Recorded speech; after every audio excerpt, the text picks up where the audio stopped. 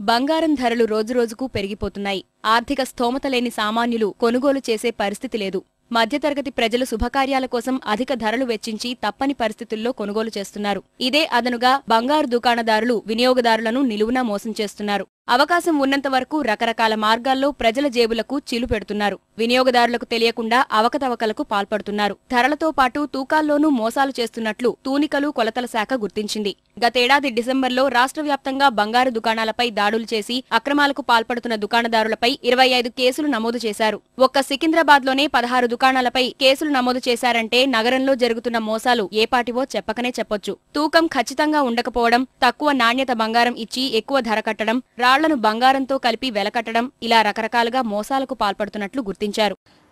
First దుకాణంలోకి వెళ్ళినప్పుడు carrot rate, carrot ఎంత, తర్వాత బంగారంలో వాడిన స్టోన్స్ ఎంత, బంగారం ఎంత, బంగారం రేటు అలగు, స్టోన్స్ రేటు అలగు చూసుకోవడం, తర్వాత 1 మిల్లీగ్రామ్ అక్యురసీ వేయింగ్ మిషన్ వాడుతున్నారా లేదా, ఈ విధంగా అన్నీ అడిగి తర్వాత కొన్న తర్వాత రిసిప్ట్ తీసుకుంటే కానీ ఈ మార్పు, ఈ యొక్క దుకాణదారులు మార్పును అంటే వినియోగదారులకు సహాయం జరగవచ్చు.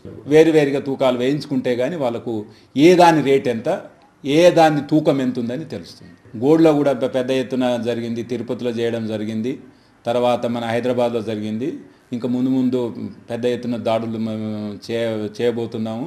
ఇవి ఎందుకంటే వినియోగదారులకు అతి నష్టం కలుగజేస్తున్నారు. అవే కాకుండా మనం వాడే ప్రతి సరుకులో ధరలో, తూకములో మోసం ఉంది.